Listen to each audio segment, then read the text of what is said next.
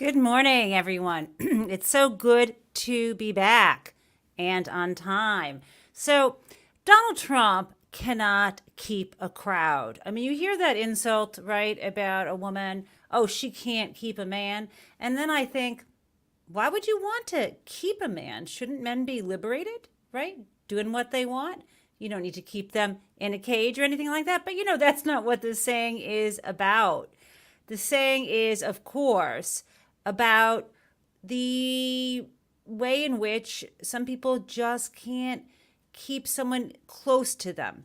And when I think about Donald Trump, I think about how it is that his childhood, his family of origin, warped him so very much, my friends, that his only measure of humanity, his only measure of what it means to be a successful person is it's money, right? Where I come from, the measure of a life worth leading is one in which you have passion for what you are doing, you have compassion for the people around you in your inner circle and well beyond in the broader world. And ultimately, the difference is who, in my world, you know who your friends are by who would bring you a bowl of chicken soup or vegan chicken soup if you are not well. And yes, I have spent my share of time around people who aren't well. And I know I've seen friends and family gather and we take turns in lifting each other up. But in Donald Trump's world, it's all about the numbers because he, I think, doesn't actually see others as human. Other people are instruments to his own advancement. And he is not all there. He's, not quite right in the head. And so the only way he measures his success is by how many people are gathered around him, cheering him on. He has made remarks. I think there was a hot mic when he actually remarked that he wanted his people. He said, I want my people.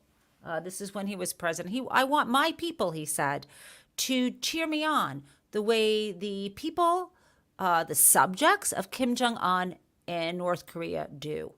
That's how he sees people, as little collections of cheers and applause. And so it brings me so much joy, or as the Germans might say, Schadenfreude, to see people leaving Donald Trump's rallies, first, and secondly, to see his stock tank, especially when the markets are at an all-time high. So let's start first with this delicious video of Donald Trump's crowds just leaving early as he is speaking, because I know, friends, I know that you've been told.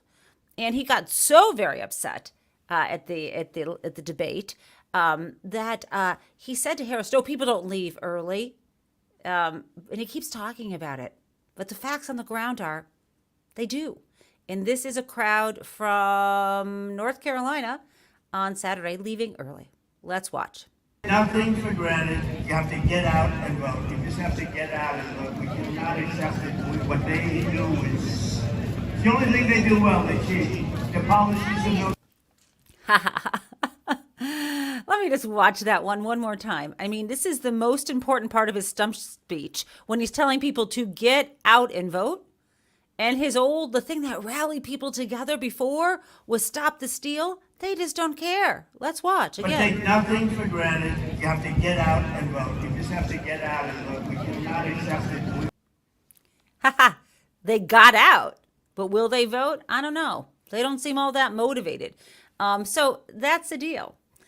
Every ounce of dampened enthusiasm, if those people are bored, they might not bother to vote. And that's a good thing. Now, in addition to Donald, as I said, losing a crowd, not being able to hold on to them.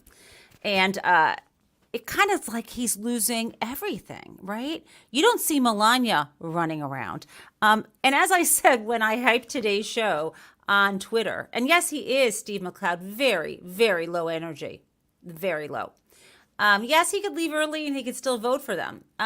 But motivation is actually, voter enthusiasm has been studied as being correlated correlated, and I don't know if it's statistically significantly, but it's correlated. Enthusiasm is correlated with people getting out of bed and deciding to vote on election day. Now, some people vote early, some people vote early in person or by absentee ballot, and we know on Friday, voting began in 3 states. However, again, it is true. If Trump is boring, people won't want to vote. And so I encourage you to think of him in that frame and to talk about him. If people, say anything positive, you can just roll your eyes and say, oh, he's boring, If you don't want to get into politics, I think that will help. And, I think about, as I mentioned when I was hyping the show on Twitter, that Paul Simon song, and I know you all remember it, there's 50 ways to leave your lover. I think that there's 50 ways to leave a rally, and you don't even have to change the words that much. I think you can just sing it as is. And I think that's true. There's all kinds of ways. You can slip out the back, Jack. You can make a new plan, Stan. You don't have to be coy, Roy. Just listen to me, right? Just walk right out of the flippin' rally. Now, it's even worse than that. Now, Donald Trump, as you know, invested in this or created this kind of really bad a social media platform known as Truth Social. And there was a complicated way in which it went public. In other words, the way in which its members of the public could own its shares. And it's called a SPAC. They used a kind of SPAC, a special purpose acquisition company. And you don't really need to know much about that. But I guess what I would say is, technically speaking, the first day its shares were really owned by the public was in late March, like March 26th or 27th. And I want to share with you, because I know that you would enjoy this, some data on what has happened to his stock since then. So let's take a look. So let me go to this one, actually. So his stock opened at the end of March with a price of $70.90, and it closed on Friday at $13.55. Wah, wah, right? That's what happened. Now, I want to also share with you this slide, which is a screen cap that I made yesterday, and it's showing you, it's giving you 1 month, so 1 month going back from Friday.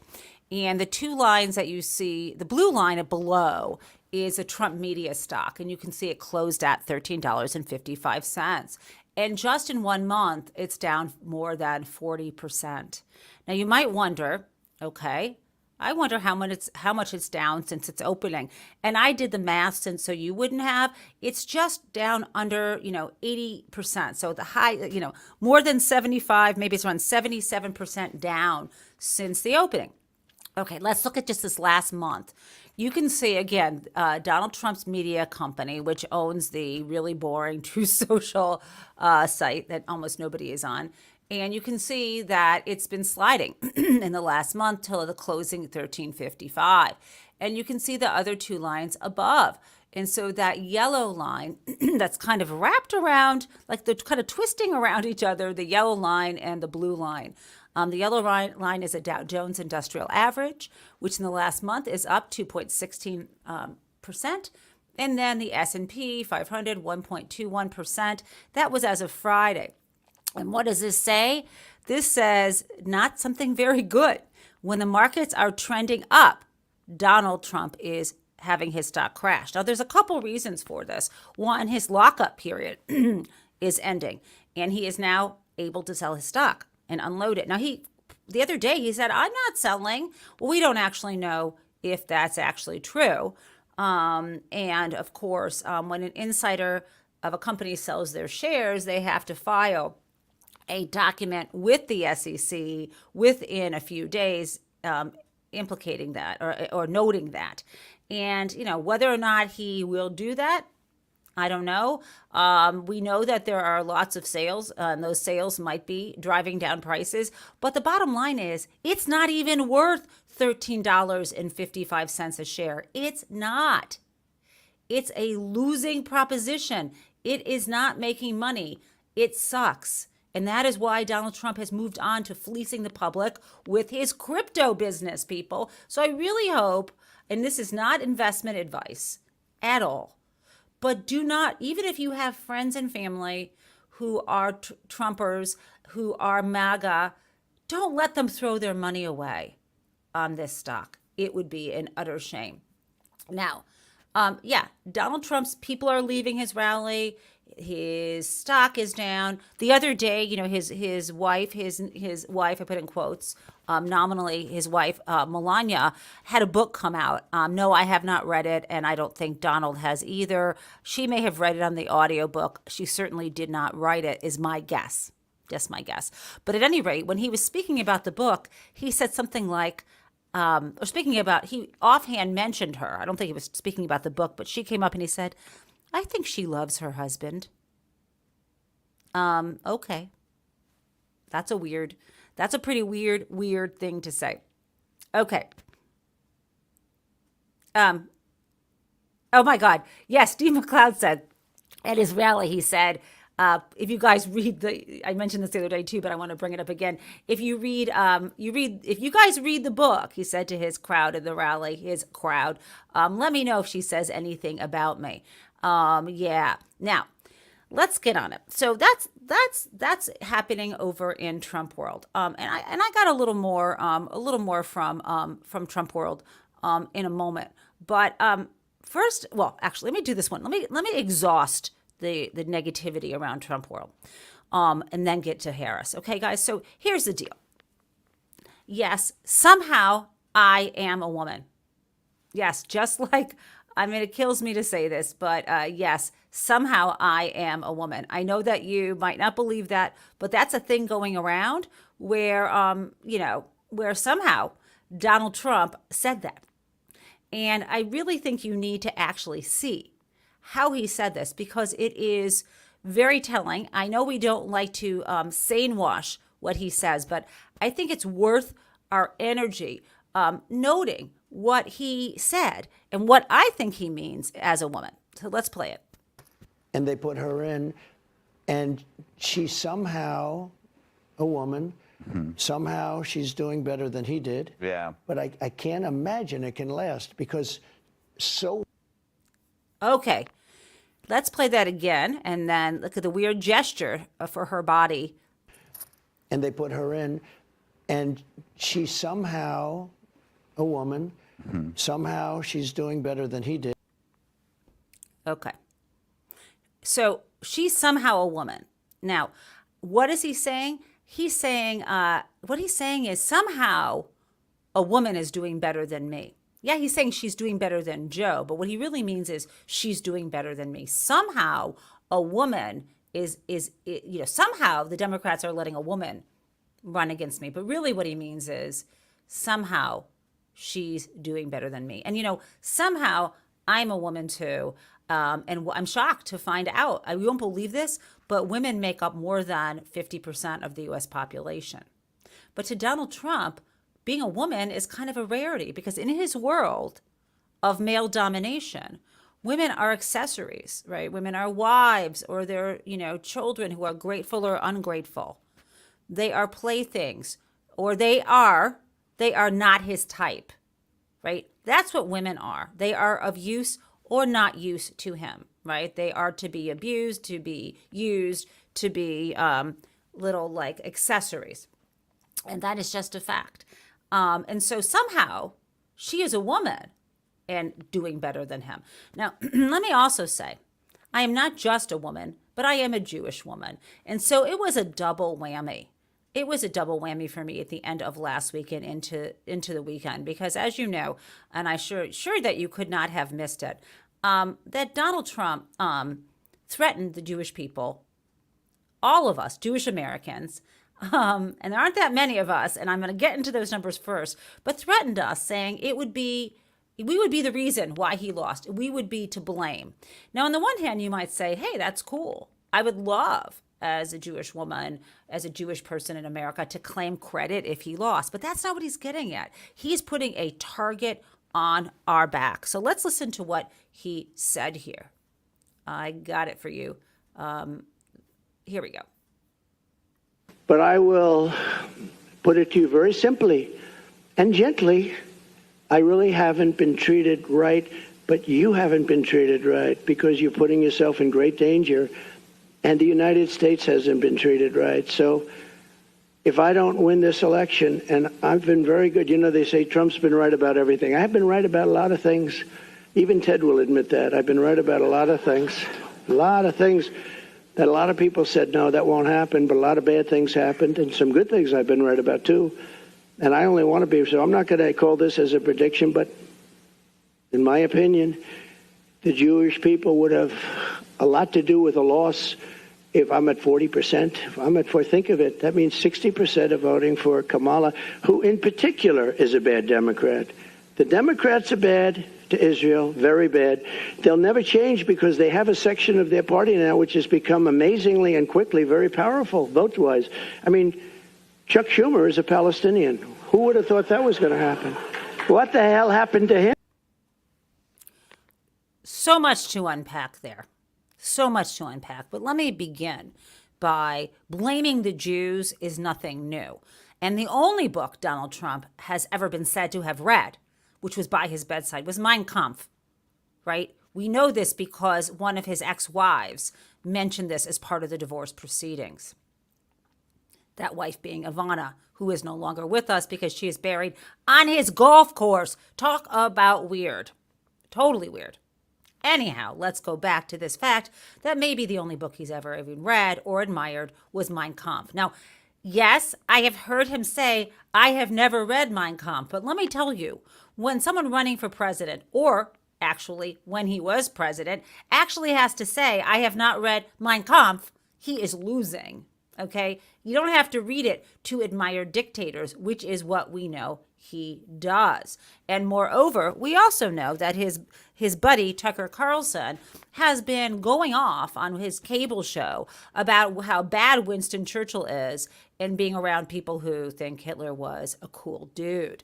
Okay, so let me tell you about being a Jew in the United States. Now, if you are somebody who, and I know who listens, most of my listeners or viewers, population-wise, happen to be in New York and California.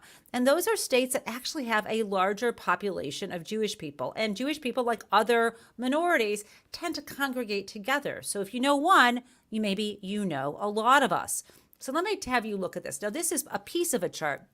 And you can see the top of the chart says the state total, the name of the state, and then we have the Jewish population altogether, which is, the Jewish population altogether in 1899. This is around the time my ancestors came here. There were about 1 million Jews in America. In 2023, there were about 7.46 million of us, around 7.5 million in the United States. That is not many. That is 2.2% of the overall population, okay? So the overall population change since 1899, we've grown by around 6.5 million, but since 1980, only by 1.5 million. Okay, so we make up only 2.2% of the population. And you might say, how's that possible? If you live in New Jersey, you feel like there's as many Jews as there are Dunkin' Donuts at every corner. And I get it. I like Dunkin' and I like my people. But take a look at a state like South Dakota. In all of South Dakota, the numbers have gone down. In South Dakota, back in 1899, there were 1,750 Jews. Now we're down to 250. And I did spend a summer in South Dakota myself, and, there was one more. But since 1980, the population has even decreased. There's less than a percentage. Isn't even a fraction of a percentage of Jewish people there. Look at New York, though. We make up 9%, right? So you can get this idea. I'm going to show you another slide here. Here's a different page. Massachusetts, if you're from there, we make up 4%, right? And in New Jersey, 6.8%. But you go to a state like New Hampshire, there's only 9,000 of us. Anyway, I hope that gives you the idea. So about today, this chart's at 2.2. Some people say 2.5. Why is there a difference? Because not everybody self-identifies as Jewish. It's not simply a religion that you may take on as a practice, but being Jewish is also considered an ethnicity because there are a lot of people who married over many decades. And for example, my family comes from, you can look at like 23andMe, and I'm an Ashkenazi Jew from like Eastern Europe, like Poland, Russia, where the lines aren't really clear, and back in Lithuania. And there are some Jewish people, because, we don't just keep to ourselves. Some people just don't consider themselves either ethnically or religiously Jewish. That's why the numbers can change. Now, this is what I wanted to show you. Again, only around 7.5 million people are Jewish in a nation of like over 330 million people. Now, what you can see here is it's not going to be super easy for you to see. And I would encourage you guys, if you're interested in this deeper dive for what Donald Trump was getting at here, is that, and I'm going to make myself a little smaller and make this a little bigger. Here's a chart that shows how Jewish people vote, and it's not necessarily up to date. But what you can see here, and I think what you can see on the left, you've got the left column here. Ironically, left is Republican Party, center is the Democratic Party, and then to the very far right, it says other or no. They're leaning toward one thing. That's the first top of the chart gives you the Jewish people. You'll see below that, there's like a gray line, sort of 2/3 down this chart. And what you see is this is like all U.S. adults, and it's broken down. The first category is all U.S. adults, and then you get Christians, and they break it down by Christian denomination or unaffiliated. And what I think, I want to stay here for a second. So if you look at this, right, you have, if you look at Jews overall, so net Jews, like all of us bundled together across all demographics here, 71% of us are members of the Democratic Party, right? So for Donald to say 60% of Jews voting Democrat would be upsetting to him, the reality is it's closer to 71%. And then you get Jews who consider themselves Jewish by religion. Overall, you get around 68%. Jews who think of themselves as ethnically Jewish or culturally Jewish, but don't practice religion, that's 77% support Democrats, right? Now, this is where things get different. Just like Christianity, there are different groupings of practices, Jewish practices, of how people go about practicing Judaism. And there are, three major categories and some others. But the major categories are Orthodox, Conservative, and Reform. And the word Reform doesn't mean reformed in some way. It refers to a branch of Judaism that developed in Germany, et cetera, et cetera, et cetera. It tends to be emphasized more culturally Jewish, maybe less strict practice. If you're Reform, you may or may not keep kosher, and so on. Okay, so and conservative isn't about ideology. It's just talking about conservative in terms of tradition and practice. And this is where the real divides are. If you consider yourself Orthodox, an Orthodox Jew, only 20% of Orthodox Jews are part of the Democratic Party, right? Whereas 75% are Republicans. It's completely flipped. I was raised Reform, and I have also participated in a conservative synagogue. But among Reform Jews, 80% of us vote Democratic, are part of the Democratic Party, and 70% of conservative Jews. And now look at women. In terms of women, Jewish women overall, regardless of category, 74% of us are vote for the Democratic Party. And then we can break this down by age and on and on and on. Now, if you break it down, all Jews who have postgraduate degrees, the number overall is higher, it's 80%. Anyway, you can look at all this. So how does this compare to the rest of the adults, and what is he getting at here? Now, first of all, Jewish people are of all races, and not all Jewish people are white. But the majority of us, well, depends what you consider whiteness, right? In Donald Trump's world, right, he would think of the majority of Jews as white, even though a lot of us Jews don't feel like we fall into a whiteness category. We certainly, most of us have white privilege. Now, if you look at what he's upset with, if you look at all U.S. adults and you look at white adults specifically here, right?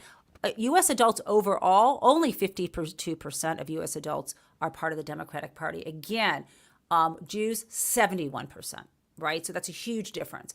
in terms of Christians, when you look at Christians and you look at Black Protestant Christians, 86% are Democrats, right? And that's, right? So that number is overall a very large number.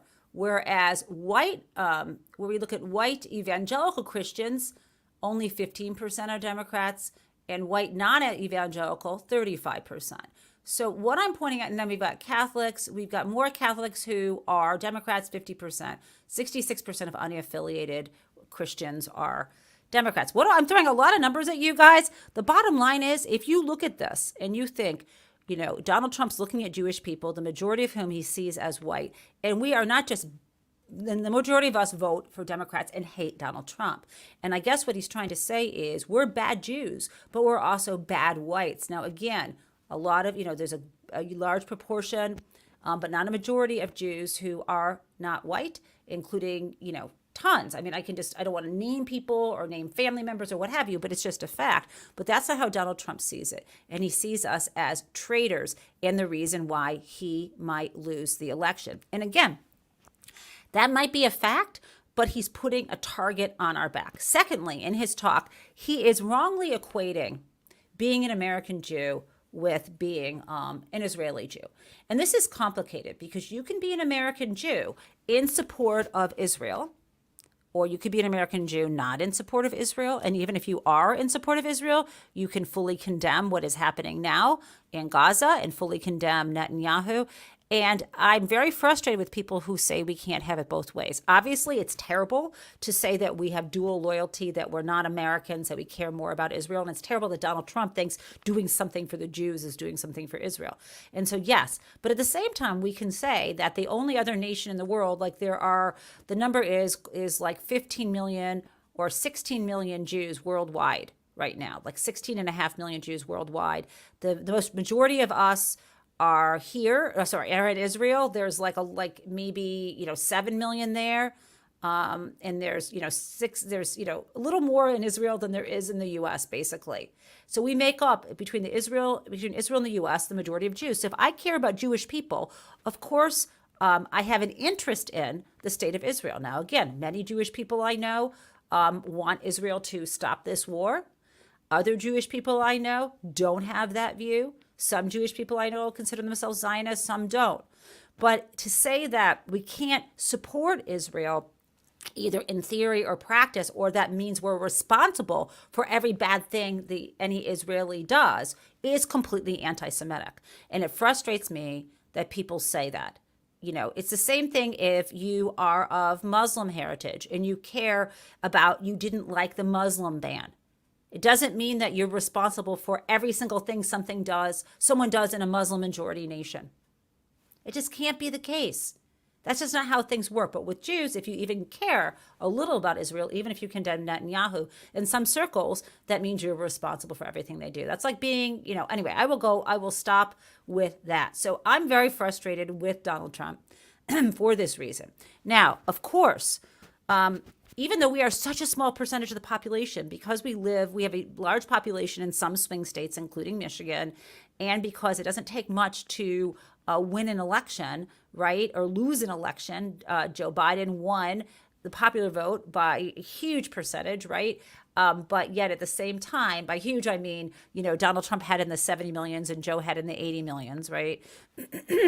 But he only won because of 50,000 votes across 50,000 votes across the battleground states, similar to how Hillary lost because of around a little over 77,000 votes across 3 states. It doesn't matter about the popular vote, but a small change. Michigan is a huge battleground state, and people are trying to stir up trouble among the Jewish people here and the Muslim people here, and that's ridiculous. Don't do that to us, and we are not going to fall for it. And this is something that is Donald Trump's strategy, and you can see this. It's not just that he's blaming the Jews if he loses. He's trying to stir up trouble, and that's why he called Chuck Schumer a Palestinian. It's great to be a Palestinian. Palestinians deserve dignity in their own state. So that's how I feel. And for Chuck Schumer to say that is perfectly kosher with me. And Donald Trump is trying to cause trouble. As are people, Donald Trump is trying to say that Kamala Harris doesn't like Jewish people, which was actually quite a shock to her husband, Doug. And I would like to play that for you because, Doug and Kamala really love each other. And by the way, just because you're married to a Jewish person doesn't mean that you might just not be anti-Semitic. I mean, that's obviously stupid to say that. But at the same time, the idea that Kamala Harris doesn't like Jewish people is nuts. Okay, let's play this. And second gentleman Doug Emhoff, himself Jewish, responding in an interview with our Michael Strahan. He said this, quote, "She doesn't like Jewish people." And she likes me. You're Jewish American. So what was your reaction when you heard that in real time? So it's typical Donald Trump gaslighting. He is somebody who has had dinner with known anti-Semites. He is somebody who after the horrific events of Charlottesville, where people were actually marching with tiki torches saying Jews shall not replace us, and he said there were fine people on both sides of that. This is a guy who has had a record of saying incredibly vile anti-Semitic things.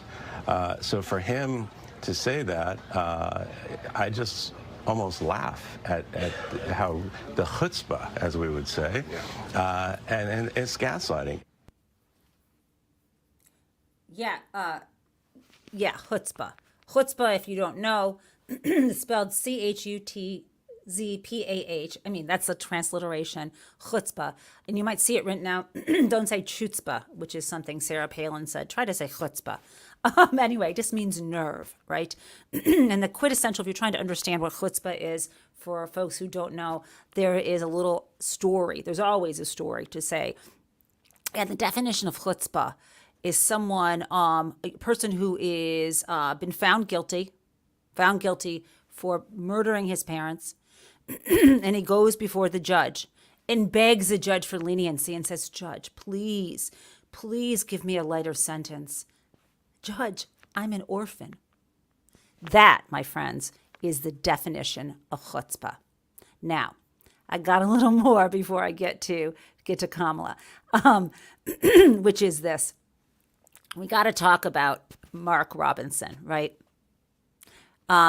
Fortunately, I was off on Friday, and I didn't have to deal with Mark Robinson, the lieutenant governor of North Carolina, who's running for governor, and is now involved in. Actually, I have talked about him a little bit, but not all the terrible details, which I will not get into. It's kind of disgusting and gross, the things that he wrote on this porn site called Naked Africa that CNN could not even publish. Let's just put it this way. I really feel like I would not want to be his sister-in-law or him or his wife. I mean, it's just, Okay. Anyway, Donald Trump is this guy, but before he was caught up in this sort of porn exposure fiasco where he also referred to himself as a Black Hitler. This guy has been a Holocaust denier, and Donald Trump was fine with that. He has been completely homophobic. He suggested people need to be murdered. He is disgusting and always was, and Donald Trump still supported him, said he was a great guy, said he was Martin Luther King on steroids.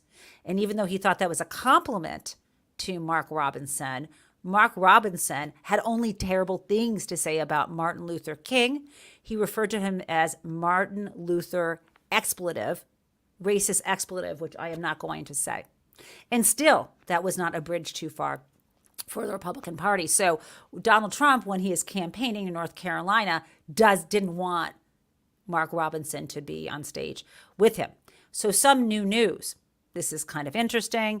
Some new news here. Mark Robinson, his lead staff on his campaign, has quit.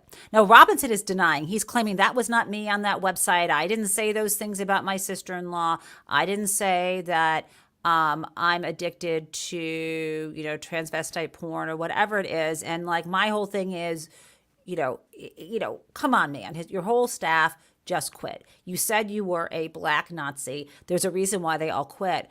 And guys, somehow, the person who is now stepped up into his campaign is Jack Berkman.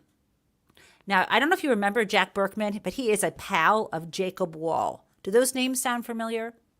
These are the dirty tricksters, or sometimes I refer to them as the rat effers, who have been, who tried to smear Robert Mueller back in, I think it was 2018.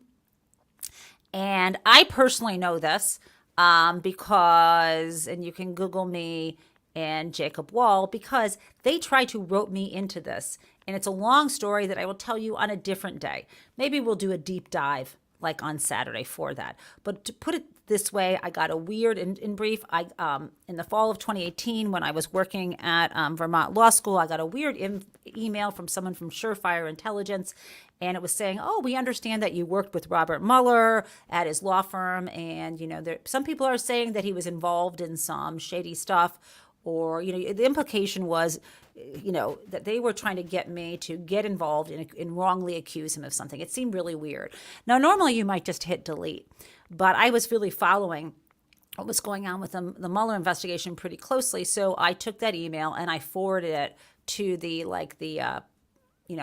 email that was listed for the Mueller investigation website, just forwarded them and said FYI, and that was it. I said, FYI, I'm not going to get back to him. And long story made short, that was on a Thursday or Friday, and then something came up with a friend of mine. I also mentioned this to a friend of mine who was a former federal prosecutor, and she saw something coming up with this so-called Surefire Intelligence. I got in touch with the reporter, Natasha Bertrand, and say, hey, I got one of these too. And basically the bottom line was he was fishing. I think he wasn't just sending it to me, but he was sending to other people, as we know, trying to get them to make up stories about Robert Mueller. Now, who is Jack Berkman? Jack Berkman is the person who held a press conference with Jacob Wall together to talk about this and to falsely accuse him. They found some woman to claim that she was assaulted by him, and it wasn't true. And they had this press conference together. And Jack Berkman at the press conference didn't even know to have his fly zipped. Jack Berkman is also the person who tried to get someone to lie and say that Pete Buttigieg had assaulted him.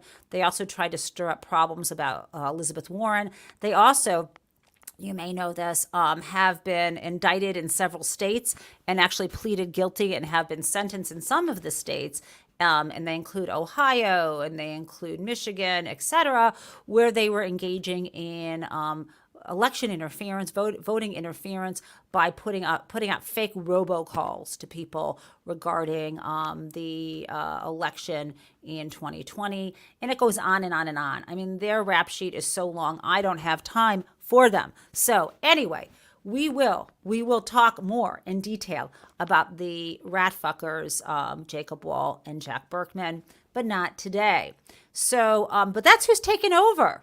If you want to know how well the campaign is doing, adjudicated felons, an adjudicated felon with a long history of rat fuckery and lying is now taking over temporarily Robinson's campaign. Now, okay, good luck, North Carolina, because now North Carolina is in play. Why? Because dampened enthusiasm. Now, some people are going to vote, Republican down the ticket no matter what. Others are going to be so disgusted with the whole situation and with the fact that Mark Robinson is still on the ticket, they may just stay away because it's really gross. Okay, now, one more thing before we get to Kamala Harris. I want to share with you this fabulous little clip from my friend Keith Boykin. You may know him from CNN. I know him from law school. He's wonderful. And he kind of goes through trying to dispel some of the myths that people believe about good stuff Donald did and bad stuff Harris did. So this is really good. I'm going to play you this clip. I've retweeted it on Twitter, and I can also put it in our community, a link to this in our community chat, so you can share it with other friends. I hope this goes viral. Let's play it.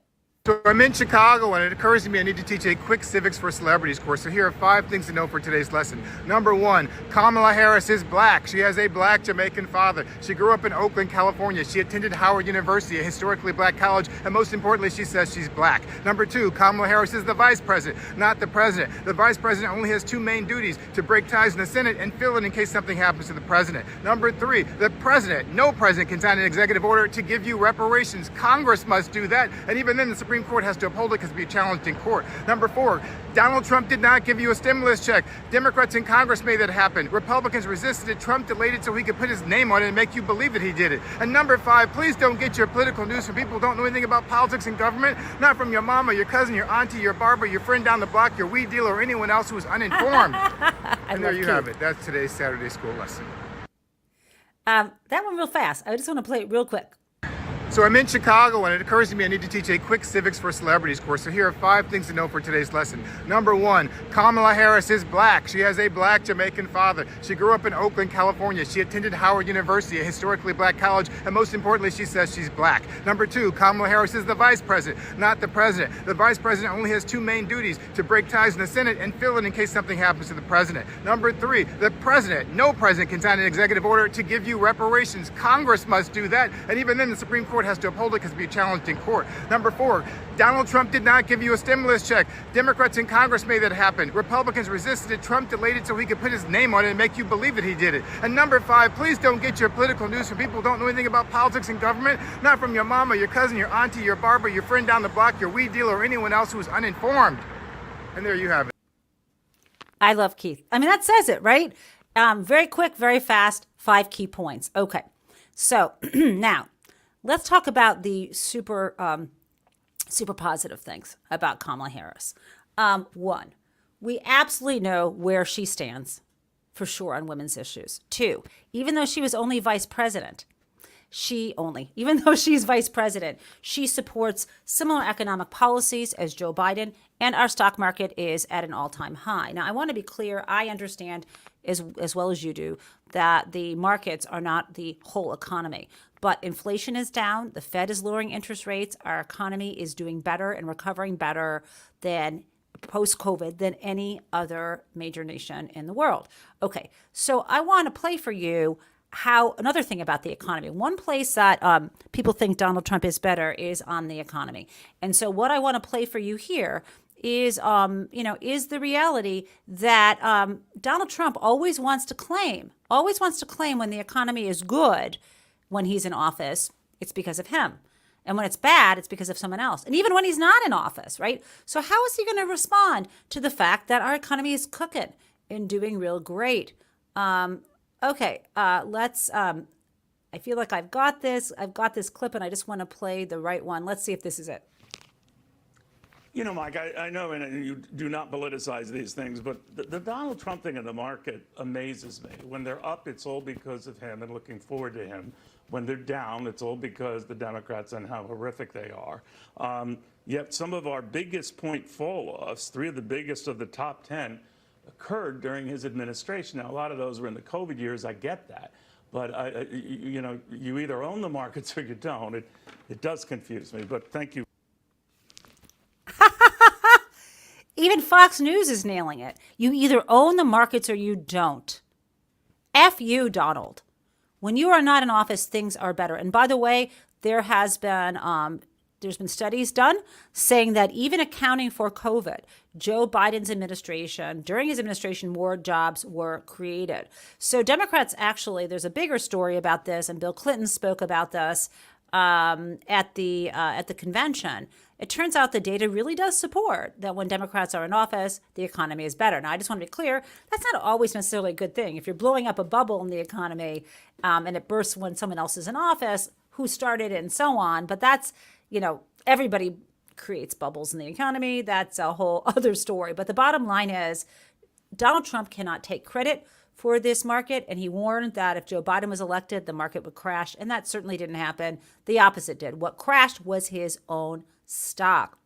Now, the other thing to say is that Harris, she, in addition to being strong on the economy, And, she has plans to build more housing. She has additional plans that I think will build up the economy. I want you to play something that's really important to me, which is she is recognizing Amber Thurman, and she is recognizing the other women who have lost their lives due to Trump's abortion bans. She is not shying away from this. 1 in 3 women in America lives in a state with a Trump abortion ban. This includes Georgia and every state in the South except Virginia. Think about that when you also combine that with what we know has been longstanding neglect around an issue like maternal mortality.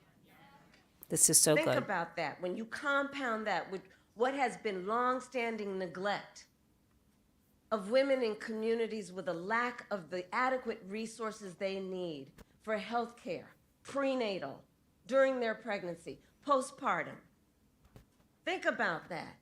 And these hypocrites want to start talking about this is in the best interest of women and children. Well, where you been? Where you been when it comes to taking care of the women and children of America? Where you been? How dare they? How dare they? Come on.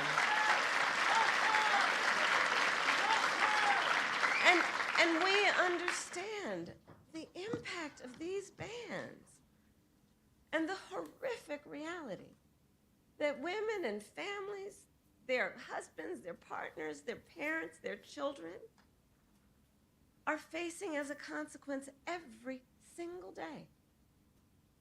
Since Roe was overturned, I have met women who were refused care during a miscarriage, wanted to have a child, suffering a miscarriage. I met a woman, I've actually met several, who were turned away from the emergency room.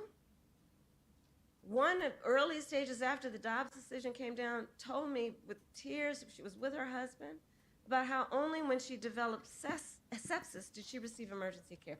Only when she developed sepsis did she receive emergency care.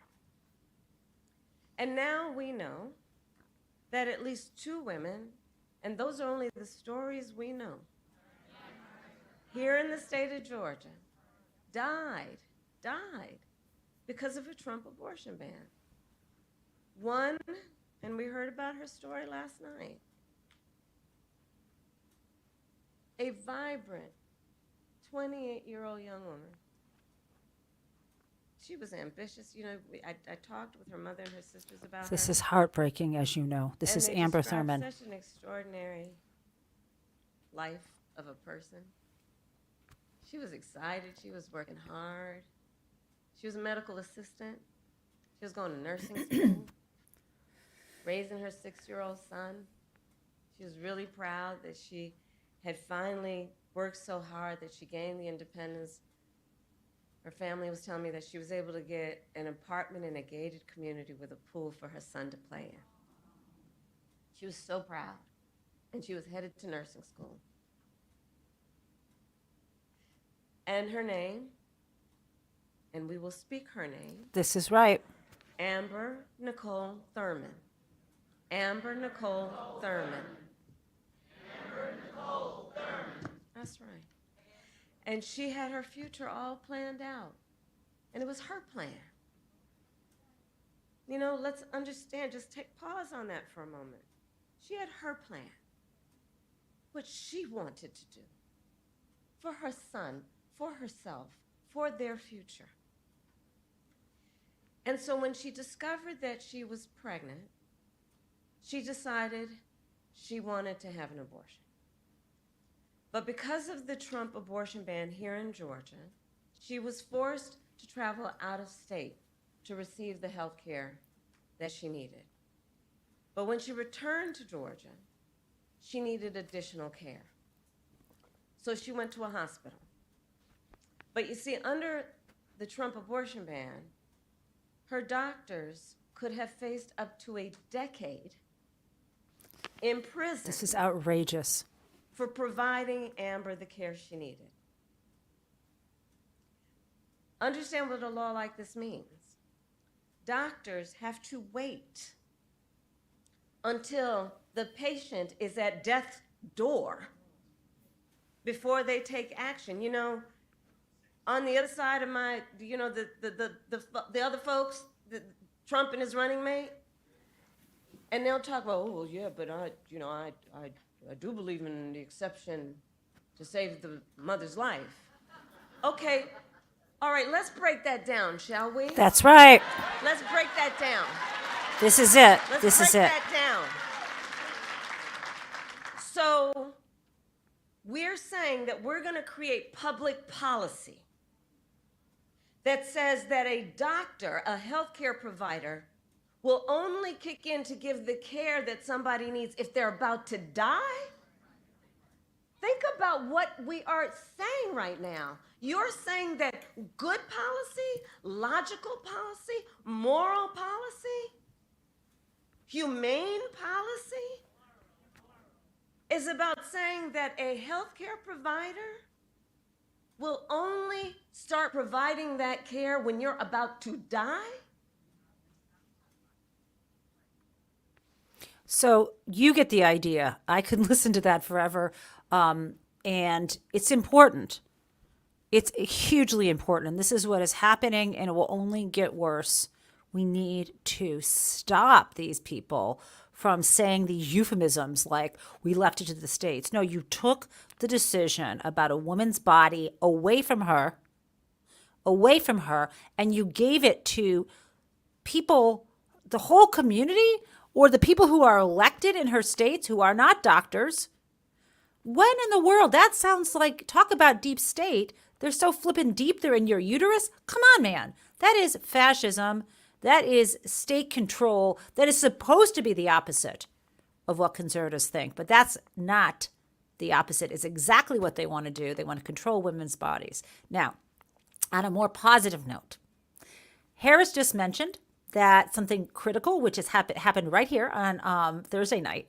Kamala Harris was here in Farmington Hills, Michigan, not far from where I am, at a live event with Oprah Winfrey, with all the various people, many of the various people who held these Zooms for Harris, whether it is Black Women for Harris or Jewish Women for Harris, or coming up this Tuesday, Geeks and Nerds for Harris, and so on.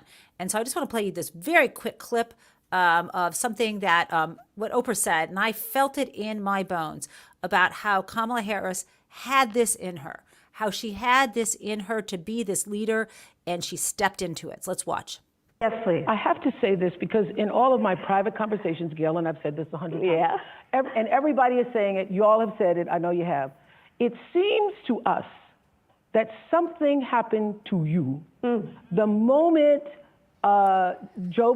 President Biden, stepped aside and withdrew his candidacy, that a veil or something dropped and you just stepped into your power. I mean, literally. I just love that. She had it in her. But sometimes it takes a moment to do this. She was appropriate, by the way, as vice president. You're not supposed to upstage the president. She had this in her always, and there was this moment. Now, it's not just about women, and there are many unions that are sort of more dominated by men. I don't know why I'm getting so much in the gender issues, but just to be clear, you know this. Even though the National Teamsters decided they were not going to endorse Harris, the state chapters in critical battleground states have, including Michigan, including Wisconsin. And I want you to hear, when Harris was in Wisconsin, this endorsement from the head of the Teamsters there. This is a game changer. This is huge. United States, Kamala Harris.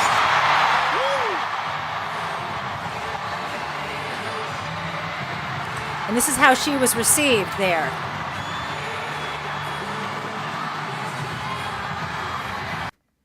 So, yeah, this is how she's being received by Teamsters and by the state of Wisconsin.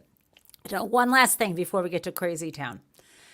I think this was one of the most astute things I've seen on television, responding to the misrepresentation and the perception that no one knows what Kamala Harris thinks because she's refusing to sit down with the New York Times and legacy media. And you kind of understand after the fiasco with Olivia Nuzzi of New York Magazine and Robert Kennedy, which I don't even have time to get into today, and it's a little bit gossipy, although it does relate to press coverage of the election. We'll talk about it tomorrow. There'll be more. You can understand why the Harris campaign knows how she can get her message out there and doesn't really need a hit piece or a biased reporter. And okay, so we have Bret Stephens here in the New York Times on Bill Maher complaining that no one knows anything about what Harris thinks, even though that's not true. And therefore, this is a big problem. And Stephanie Ruhle just nails it. We will watch this clip. It's amazing. And then pivot to Crazy Town. Thanks, guys. It's not too much to ask Kamala, say, are you for a Palestinian state if Hamas is going to run that state? Okay. Yes or no? And let's say you don't like her answer. Are you going to vote for Donald Trump? No, I'm not. Kamala I just said I'm not going to vote Harris for is not running for perfect. She's running against Trump. We have two choices. And so there are some things you might not know her answer to. And in 2024, unlike 2016 for a lot of the American people, we know exactly what Trump will do, who he is, and the kind of threat he is to democracy. I don't know. So it's unclear to me how there could be an informed... The problem that a lot of people have with Kamala is we don't know her answer to anything, okay? But you know his answer to everything. And that's why I would never vote for him, and people shouldn't vote for him. But people also are expected to have some idea of what the program is of the person you're supposed to vote for. You're just not supposed to say, well, you have to vote for Y because X is this, that, and the other. Let's find out a little bit more. And I don't think it's a lot to ask her to sit down for a real interview as opposed to a puff piece in which she describes like her feelings of growing up in Oakland with nice lawns. Then I would just say to that, when you move to Nirvana, give me your real estate broker's number and I'll be your next door neighbor. We don't live there. That was brilliant. Now, there are other ways she could have addressed it by saying we know X, Y, or Z. She could have hit it that way. But Stephanie Ruhle knows where she is. She's not on her own show. She's on Bill Maher's show. And she's right. You know, Bret Stephens may say he wants X, Y, or Z, but we are having someone that I believe we know a lot about. And in his perfect world, because he works for the New York Times, he wants her to sit down for an interview. Well, she's not going to do that with him or with them, right? So live with it is what his rule says. Maybe in the perfect world that would happen. But again, like she said, when you move to Nirvana, let me know and give me your real estate broker because I would like to live there as well. Okay, guys, let's do it. So Crazy Town. Crazy Town. So remember earlier in the show when I mentioned Mark Robinson, the toxic lieutenant governor of North Carolina who's still on the ballot for governor for the Republican Party, and how his campaign staff at the top level has quit. And the only person he could get, or the person who volunteered to run his campaign, was Jack Burkman, convicted felon who's pleaded guilty, who also owes millions to the FCC, on and on and on, right? Rat fucker extraordinaire. That guy, election interference dude, that's who's been put on board. So, yeah, that's who's doing it. Well, remember how I mentioned that he's often tried to smear elected officials and people running for office, and also people who aren't even running for office anymore, with lies, right? You know that about him. Well, I want to play for you something that utterly backfired. This is a scene when he and Jacob Wall held a press conference in front of some brownstone, it looks like in Boston or New York. And this was to try to smear Elizabeth Warren. And the way they tried to smear her is by claiming that she was a sex-crazed cougar who was having an affair with a Marine. And this is pretty funny because Warren's reaction was like, wow. Thanks. And I still have a T-shirt that says Cougars for Warren, which was kind of a double entendre because Cougars is also the mascot for her college sports team, is my understanding. So let's just play this. It's so funny, and this will be the end of our show, guys. Forbid. But you also have the injury on your back, right? Is Elizabeth Warren a dom, a sub, or like a switch? She's very, She's more of a dominatrix, if you understand. She's more of a dom, but sometimes she likes to be.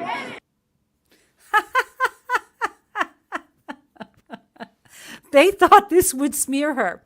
It's not true, but the idea that the guy who's a very well-built young Marine calls Elizabeth Warren a dominatrix is going to be a problem for her Senate career. Oh my goodness. Come on, guys. So funny. I can't even get over it. That's who's running Robinson's campaign. It's going to get interesting. See you guys tomorrow morning.